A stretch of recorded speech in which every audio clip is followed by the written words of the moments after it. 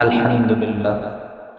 আল্লাহ পাক রব্বুল আলামিনের দরবারে লাখো কোটি শুকরিয়া যে মহান রব্বুল আলামিন আমাকে আপনাদেরকে দয়া করে, মায়া করে, মহাব্বত করে, ভালোবেসে, আদর করে, সোহাগ করে সমস্ত ব্যস্ততাকে উপেক্ষা করে, সমস্ত অসুস্থ থেকে মুক্ত রেখে, সুস্থ রেখে, বালা মুসিবত থেকে সুস্থ রেখে যে আল্লাহ তাআলা আমাদেরকে এখানে এসে বসে কিছু কথা বলা শোনার তৌফিক দান করেছেন, ওই মালিকের দরবারে দিল থেকে শুকরিয়া আদায় করে বলে নেই আলহামদুলিল্লাহ।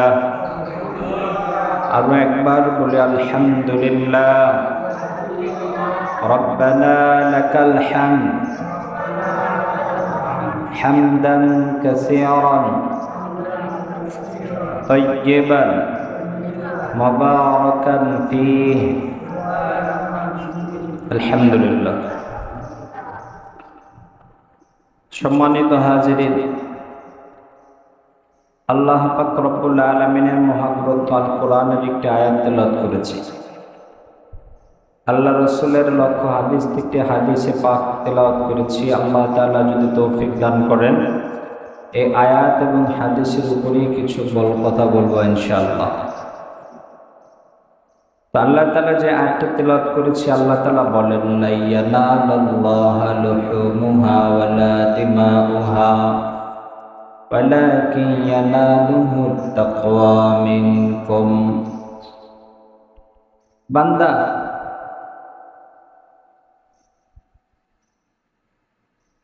তুমি নিজে কোরবানি করবা, তোমার এই কোরবানির গোশত, রক্ত, মাংস আমি আল্লাহ তাআলার দরবারে কিছুই পৌঁছায় না।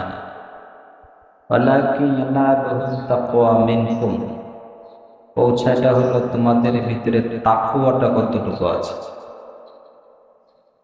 এই তাকওয়াটা আমি আল্লাহর দরবার পর্যন্ত পৌঁছায়। আল্লাহ রাসূল সাল্লাল্লাহু আলাইহি ওয়াসাল্লাম একটা হাদিস قيل يا رسول الله صلى الله عليه وسلم ما الأضاحي يا رسول الله؟ قال النبي صلى الله عليه وسلم هو سنة أبيكم إبراهيم فما لنا يا رسول الله؟ قال رسول الله صلى الله عليه وسلم لكل شعرة حسنة. قال النبي صلى الله عليه وسلم لكل شعرة حسنة. قيل يا رسول الله ما السوق؟ قال النبي صلى الله عليه وسلم فالصوم لحسنة أو كما قال النبي عليه الصلاة والسلام. আল্লাহর পয়গম্বরের এক সাহাবীর জামাত আল্লাহর পয়গম্বরকে প্রশ্ন করলেন, ইয়া রাসূলুল্লাহ, ইয়া হাবিবাল্লাহ, যেই কোরবানির ব্যাপারে আপনি আমাদেরকে উৎসাহ দিচ্ছেন, কোরবানি যদি আমরা করি, আমরা কোরবানি করলে আমাদের লাভ কি? আল্লাহর পয়গম্বর জবাব দেয়, এই কোরবানিটা কি? এর প্রশ্নের জবাবটা হলো এই কোরবানি হলো হুয়া সুন্নাতু আবিকুম ইব্রাহিম, এটা হলো আমাদের মুসলিম জাতির পিতা ইব্রাহিম আলাইহিস সালাতু ওয়াস সালামের সুন্নাত। পয়গম্বর সুন্নাত যদি পালন করলাম আমাদের লাভ কি? আল্লাহ রাসূল বলেন লিকুল্লি শারাতুন হাসানাতুন, যেই পশুটা তুমি কোরবানি করবা ওই পশুর যতগুলো পশম আছে প্রত্যেকটা পশমের বিনিময়ে আল্লাহ তাআলা তোমাকে নেক দান করবেন, সওয়াব দান করবেন। সাহাবী জিজ্ঞেস করলে, ইয়া রাসূলুল্লাহ, ইয়া হাবিবাল্লাহ, যেই সমস্ত পশু প্রাণীগুলো পশম অতিরিক্ত বেশি এদের ব্যাপারে আপনার কি রায়? আল্লাহ রাসূল বলেন, এদের ব্যাপারে প্রত্যেকটা পশমের বিনিময়ে আল্লাহ তাআলা বান্দার গুনাহ মাফ করবে আর নেক দান করতে থাকবে। সুবহানাল্লাহ। আমার ভাইয়েরা, গত জুমায় আলোচনা করেছিলাম কোরবানি কি, কাদের উপরে কোরবানি ওয়াজিব। আজকে নিয়ত করেছি কোরবানি যারা করতে যাব যাদের উপর কোরবানি ওয়াজিব এই কোরবানিটা কত প্রকার, কি কি কোরবানি করার নিয়ম কি, কারা কারা কাদের কাদের সাথে কোরবানি দেওয়া যাবে, কাদের টাকায় কোরবানি হবে না। মূলত কোরবানি হলো মনের, শুধু পশু কোরবানির সাথে সাথে মানুষের আত্মারও কোরবানি হয়। দুনিয়াবি যত লোভ লালসা সব কিছুর কোরবানি দেওয়া, এটাই হলো আল্লাহ তাআলার মূল উদ্দেশ্য। কারণ আল্লাহ তাআলা বলেছেন, আমি আল্লাহর কাছে কোরবানির রক্ত মাংস গোশত কিছুই আমার কাছে পৌঁছায় না, পৌঁছায় হলো তোমাদের মনের তাকওয়া কতটুকু, আল্লাহর ভয় কতটুকু। এই জন্য লোক দেখানো যারা কোরবানি করবে এদের কোরবানি আল্লাহ পর্যন্ত পৌঁছাবে না। যেই মানুষগুলো কোরবানির গোশত খাওয়ার নিয়তে কোরবানি করবে, এই লোকদের কোরবানি আল্লাহর দরবার পর্যন্ত পৌঁছাবে না। লোক দেখানো গোশত খাওয়ার নিয়তে এই সমস্ত কারণে যদি কোনো ব্যক্তি কোরবানি করে, উদ্দেশ্যে কোরবানি করে, এই কোরবানি শুধু গোশত খাওয়াটাই হবে, আল্লাহর যে বিধান ছিল এই বিধান তারা পালন হবে না। মানে আত্মার যে কোরবানিটা হয় না, নিজের মনের লোভ লালসার যে কোরবানিটা, লোভ এখান থেকে ছেটে ফেলা, টাকা পয়সার ভিতরে দরদ ছিল ছেটে ফেলা, এই যে কোরবানি আমার ওইটা থেকেই গেছে, যে যতক্ষণ পর্যন্ত এটা না সরে যাবে না কেটে যাবে ততক্ষণ পর্যন্ত এটা কোরবানি হবে না। এই কোরবানি আল্লাহর দরবার পর্যন্ত পৌঁছাবেও না, এই কোরবানি দিয়ে আল্লাহর জান্নাত পাওয়া সম্ভব না। কোরবানি মূলত 4 প্রকার। প্রথম নাম্বার কোরবানি ওয়াজিব কোরবানি, 2 নম্বর হলো নফল যারা এমনি দিতে চায়, 3 নম্বর হলো মান্নতের কোরবানি, 4 নম্বর হলো ওসিয়তের কোরবানি। ওয়াজিব কোরবানি, এই কোরবানি হলো যারা কোরবানের 3 দিনের ভিতরে নিসাব পরিমাণ মালের মালিক হবে, এটা যদি টাকার ভিতরে কনভার্ট করা হয় 60 থেকে 65,000 টাকা, এই 60 থেকে 65,000 টাকা যাদের মালিকানা ওই দিন থাকবে এদের উপর কোরবানি ওয়াজিব, এটা ওয়াজিব। নফল কোরবানি, কোরবানি আমি দিয়েছি মনের থেকে চাই কোরবানি দেব, ইচ্ছে এমনিতে, আমার উপর কোরবানি ওয়াজিব হয় নাই, কেউ ওসিয়ত করে নাই, আমি মান্নত করে নেই, কিন্তু আল্লাহ তাআলার এত ফজিলত নেওয়ার জন্য কোরবানি করব, এটা নফল। 3 নম্বর কোরবানি হলো মান্নতের কোরবানি। মান্নতের কোরবানি কি? আল্লাহ আমি অসুস্থ আছি, আল্লাহ যদি আমাকে সুস্থ করো তাহলে একটা গরু কোরবানি, একটা খাসি কোরবানি করব। আল্লাহ এই বিপদে আছি, বিদেশে যাচ্ছি, যদি বিষয়টা হয়ে যায়, ভালো কাজ কারবার পাই, টাকা পয়সা ইনকাম করলে আমি এই টাকা দিয়ে কোরবানি করবো, এগুলো মান্নত। কাজটা যদি হয়ে যায় তাহলে ওইটা কোরবানি করা আপনার জন্য ওয়াজিব, এই মান্নতের কোরবানি। আর একটা হলো ওসিয়তের কোরবানি। বাবা মাথার ঘাম পায়ে ফেলে টাকা উপার্জন করে গেছে, কোরবানি দেওয়ার সুযোগ হয় নাই, সন্তানরা মৃত্যুর মুমূর্ষু অবস্থায় আছে, সন্তানদেরকে পাশে থেকে বলতেছে, আমি তোমাদেরকে ওসিয়ত করে গেলাম, আমি মারা যাওয়ার পরে তোমরা কোরবানি করবা। এটা হলো ওসিয়ত। এখানের জন্য শক্ত সামর্থ্য দরকার নেই, নিসাব পরিমাণের মালিকেরও দরকার নেই, এটা হলো ওসিয়তের কোরবানি। মান্নতের কোরবানি, ওসিয়তের কোরবানি, এই কোরবানির গোশতগুলো যারা কোরবানি করবে তাদের জন্য খাওয়া জায়েজ নেই, তাদের জন্য খাওয়া জায়েজ নেই, টোটাল হক এতিম মিসকিনদেরকে দিয়ে দিতে হবে। নফল কোরবানি, ওয়াজিব কোরবানি, এই কোরবানির গোশত সকলেই খেতে পারবে। তাহলে কোরবানি মোট 4 প্রকার। প্রথম 2 প্রকার ওয়াজিব এবং নফল, এই কোরবানির গোশত সকলেই খেতে পারবে, যে কোরবানি করবে যারা করবে সকলেই খেতে পারবে। ওসিয়তের কোরবানি আর হলো মান্নতের যে কোরবানি হয়, এই কোরবানির গোশত যারা কোরবানি করবে এদের আত্মীয় স্বজন, ছেলে মেয়ে, এরা কেউ খেতে পারবে না, এরা খেতে পারবে না। সম্পূর্ণ হক এই পরের 2টার এতিম মিসকিন গরিবদের। আল্লাহ আমাদেরকে বোঝার তৌফিক দান করেন। তো কোরবানির 4 প্রকার, 4 প্রকার কোরবানির বিধান দুই প্রকারের। একটা হলো সকলেই খেতে পারবে প্রথম দুই ভাগ, দ্বিতীয় প্রকারে কেউ খেতে পারবে না, নিজের যারা কোরবানি করবে এরা ছাড়া। যে কোরবানি করছে তার বাবা মা সন্তানাদি, এরা এই কোরবানির গোশত খেতে পারবে না, মান্নত এবং ওসিয়তের কোরবানি। এরপরে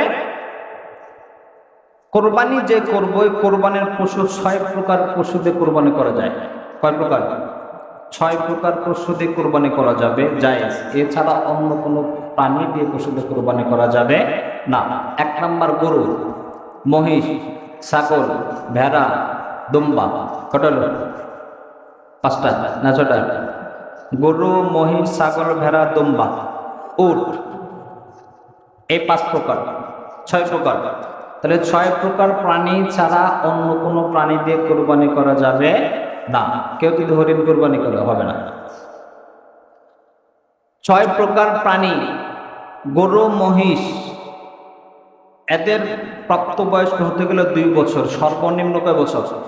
2 বছর। 2 বছরের একদিন আগে যদি কোরবানি করে কোরবানি হবে না। ছাগল, ভেড়া, দুম্বা এদের বয়স 1 বছর। উট এর বয়স হলো 5 বছর। এর একদিন আগে হলেও কোরবানি হবে না। এখন প্রশ্ন, গরু হাটে গেছি, গরু কিনবো আমি, মালিক তো বলছে যে 2 বছর হয়েছে গরু। তাহলে এক্ষেত্রে আমাদের গ্রাম অঞ্চলে ময়মুরব্বীদের একটা প্রথা যেটা আছে, আমরা দাঁত দেখে কিনি। গরুর দাঁত শেখে না, মানে দাঁত করে নতুন পারে চাই সচরাচর দাঁত হওয়া এটা দলিল না। দলিল হলো বয়স। আমরা যেটা নিয়েছি যে সচরাচর 2 বছর পরে কোনো দাঁত পড়ে এরকম, তো দাঁতলে কোরবানি হবে, না হলে কোরবানি হবে। মূল হলো যদি গরুর বয়স 2 বছরের একদিনও কম হয় ওই গরুতে কোরবানি হবে না। ছাগলের বয়স 1 বছর, ভেড়ার বয়স, দুম্বার বয়স 1 বছরের কম হলে কোরবানি হবে না। তবে ভেড়া এবং দুম্বা এটা যদি 6 মাসের হয়, 6 মাসের এত বড় হয়েছে, হৃষ্টপুষ্ট হয়েছে, 1 বছরের ভেড়ার ভিতরে যদি ছেড়ে দেয় এবং দেখে বোঝা যায় না যে কোনটা 6 মাসে, তাহলে ওই দুম্বা এবং ভেড়াতে কোরবানি করা যাবে। উট যদি কে কোরবানি করে, উটের সর্বনিম্ন বয়স 5 বছর। আর একদিন কমে করলে ওই উট দ্বারা কোরবানি করা যাবে না। এখন আরো কিছু কোরবানির জরুরি মাসআলা, আজকে মাসলায় আলোচনা করব যতটুকু। কোরবানি যারা করব, একটা গরু মহিষের ভিতরে 7 জন ব্যক্তি শেয়ার হতে পারে। কয়জন ব্যক্তি? 7 জন ব্যক্তি। 7টা নাম না, 7 জন ব্যক্তি। 7 জন ব্যক্তি কোরবানি একটা গরুর ভিতরে মহিষের ভিতরে শেয়ার হতে পারবে। আমাদের সমাজের ভিতরে চিন্তা ভাবনা এমন, যদি এরকম হয়, একটা গরু কিনছে 70,000 টাকা, যদি 7টা ভাগ করে 10,000 করে পড়বে একজন। 2 ভাই মিলে 5-10,000 টাকা দিয়েছে, 10,000 দিয়ে নাম দিয়েছে একটা, আর বাকি 6 জন আছে। তাহলে লোক সংখ্যা হলো কয়জন? লোক সংখ্যা কয়জন আছে? আগে আছে 6 জন, আর এক ভাগের ভিতর 2 ভাই 5,000 করে দিয়েছে। তাহলে মোট টাকা হচ্ছে 70,000, লোক পড়ছে কয়জন? 8 জন। এই যে 8 জন বলবো, এই 8 জনের একজনের কোরবানি হবে না, একজনেরও কোরবানি হবে না। এখানে শর্ত 8 জন ব্যক্তি 7 জন শেয়ার হতে পারবে, একজন বাড়লে হবে না। 7 নাম না, 7 নামে কোরবানি যেটা করে এটা না, বরং 7 জন ব্যক্তির একজনও যদি বাড়ে তাহলে কোরবানি হবে, কমলে হবে, কমলে হবে। কোরবানি যারা করবো আমরা, যেহেতু এটা তাকওয়ার বিষয়, আল্লাহ ভীতির বিষয়, ভয়ের বিষয়, এই কোরবানির পশুর এই ওসিলে আল্লাহ তাআলা আমাকে মুক্তি দিয়ে দিবেন, সুবহানাল্লাহ। গুনাহ মাফ করবেন। যেহেতু গুনাহ মাফ করেন, তাহলে এটা কতটা পবিত্র হওয়া উচিত। এই জন্য 7 জন ব্যক্তির ভিতরে যদি একজনের এমন নিয়ত থাকে যে আমি কোরবানি করছি গোশত খাবেন, কেমন যে কোরবানির দিন 8-10 জন 20 জন ইস্তেমার আসবে, ছেলে মেয়ে আসবে, ছেলে শ্বশুর শাশুড়ি, মেয়ের শ্বশুর, সবগুলো মিলে 15-20 জন লোক আসবে। যদি গরুর গোশত কিনতে যাই, কমপক্ষে 20 কেজি গরুর গোশত কিনতে হবে। 20 কেজি গরুর গোস্তের দাম কত? 10,000 টাকা। আরে 10,000 টাকা গরুর গোস্ত আমার লাগে, গোস্ত লাগবেই। অর্থে কোরবানি দেখ 10,000 কোনো ভাগ পাওয়া যায় কিনা। কোরবানি দিলাম, গোস্ত আসলো, রত দেখলাম, কলাও বেচলো। এই নিয়ত যাদের আছে, যাদের হয়, এই নিয়তে যদি কোনো ব্যক্তি কোরবানি করে, একজনের কারণে বাকি একজনের কোরবানি হবে, 7 জনের। কোরবানি হতে হবে একমাত্র কার জন্যে? জোরে বলেন, আল্লাহ তাআলার জন্য। গোস্ত খাওয়ার নিয়তে কোরবানি করলে 7 জনের ভিতরে একজনের যদি নিয়তে একটু হেরফের হয়, একজন কোরবানি হবে। ফুকাহায়ে কেরাম বলেন, ফুকাহা কাকে বলে? যারা মাসআলা মাসাইল নিয়ে গবেষণা করেন, যাদের উপরে আমরা নামাজ কালাম যেভাবে পড়ি, কিভাবে পড়তে হয়, এই সিদ্ধান্ত যারা দেয়, এই ফুকাহা বলে এদেরকে।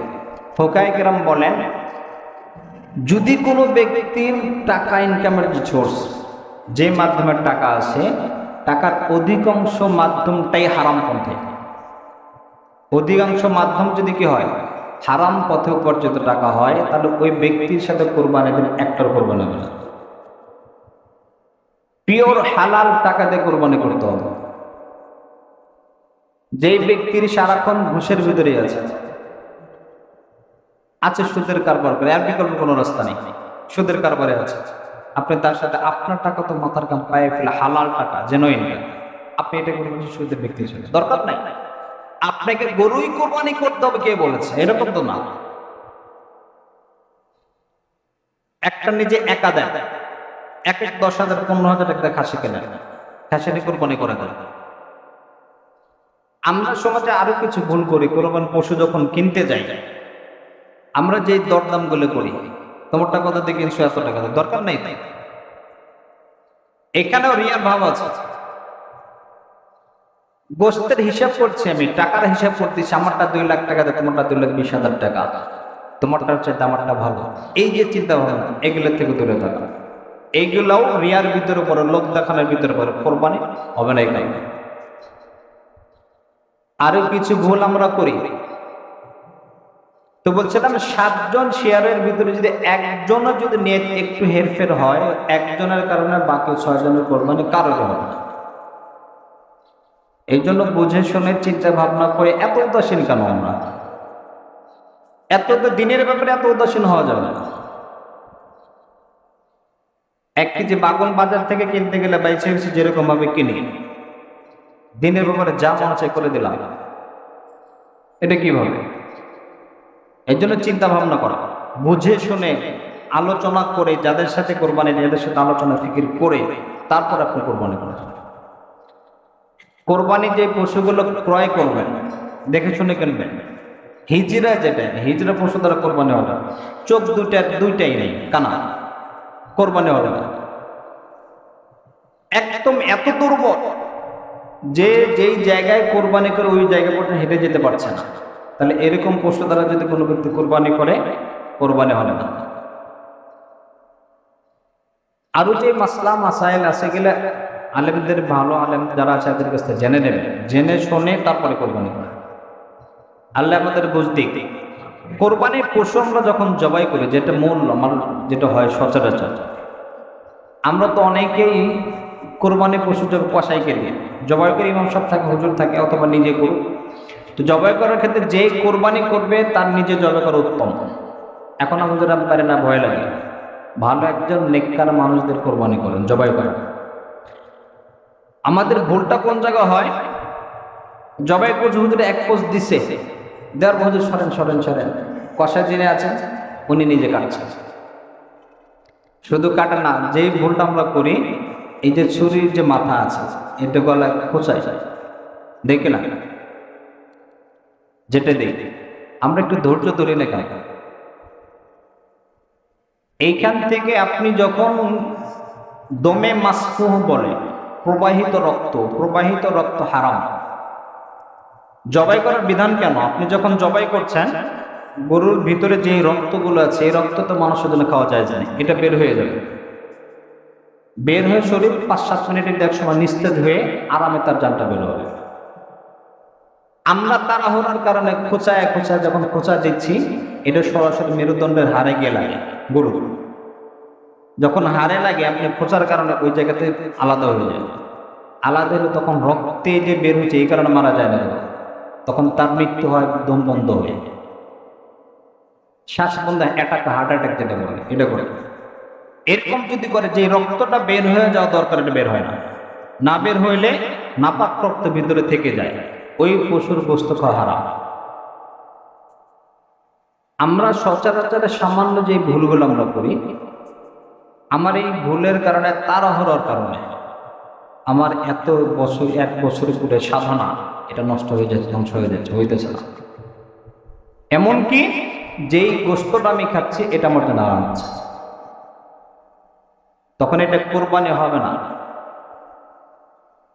হত্যা করা হবে। এবং এই দমে মাসফু যদি বের না হয় যে কোনো প্রাণীর, ওই গোশত খাওয়া যাবে না। এদের এটা খেয়াল করো। আবার 4 পায়ের রক কেটে দিচ্ছে পিছন দিকে, এত তাড়াহুড়া করা। যারা করে এগুলো করবো না ইনশাল্লাহ, ইনশাল্লাহ। যারা কোরবানি করবে একটু খেয়াল করবে, 5 মিনিট 10 মিনিট সময় ধৈর্য ধরে দেন না। কোরবানি করলাম, কোরবানি গোশত বন্টন হবে 3 ভাগে। কয় ভাগে? 3 ভাগে বন্টন করে, এটা মুস্তাহাব। কোনো ব্যক্তি যদি এমন হয় কোরবানি করলাম আমি, গোশত আমি একাই খাবো, আপনার জন্য জায়েজ, খাইতে পারবেন, সমস্যা নেই। তবে 3 ভাগে বন্টন করাটা মুস্তাহাব। নিজের জন্য 1 ভাগ, আত্মীয় স্বজনের জন্য 1 ভাগ, আর 1 ভাগ এতিম মিসকিন যারা আছে এদের জন্য। এটা পুরো বাংলাদেশে এই সিস্টেমটা চালু আছে, এটা ভালো, মুস্তাহাব একটা আমল। কোরবানি করলাম, কোরবানির চামড়া কি করব? চামড়া যে ব্যক্তি কোরবানি করছে উনি নিজে ব্যবহার করতে পারবেন, চামড়া বিক্রি করা যাবে না। চামড়া যদি কোনো ব্যক্তি বিক্রি করে, যেই টাকা বিক্রি করেছে ওই টাকাটায় নোট অদল বদল করবেন, এটা হবে না। ওই টাকাটা ওইভাবে নিয়ে এতিম মিসকিনকে, গরিব দিয়ে দিতে হবে। আপনি নিজে যদি ব্যবহার করেন, যেমন পানির মশলা তৈরি করা হয়, আর অনেক কিছু তৈরি করে, যেটা নিজে দাবাবাদ করে নিজে ব্যবহার করতে পারবেন। যেই বিক্রি করলেন এটা নিজের জন্য হারাম, ব্যবহার করা যাবে না। এই টাকাটা পরিপূর্ণ হক এতিম মিসকিনদের, গরিবদের হক, এটার ব্যবহার করতে পারবেন। কোরবানির চামড়ার টাকা বিক্রি করে, যে ইমাম সাহেব হুজুরকে জবাই করেছে ওদেরকে 1500, 1000, 2000 টাকা দিয়ে দিয়েছে ওই চামড়ার থেকে।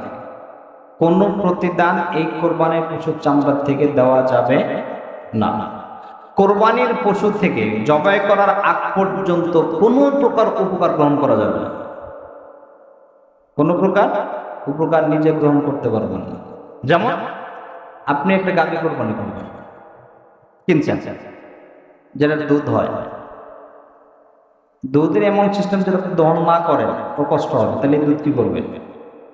এই দুধটা আপনি খেতে পারবেন না, এটা দহন করে গরিবদেরকে দিয়ে দিতে হবে। সোজা সাপটা কথা, কোরবানির প্রাণীর কোনো প্রকার উপকার নিজে গ্রহণ করতে পারবে না। আল্লাহ এটাই মাসালাটা আমাদের বোঝার তৌফিক দিক। আমিন।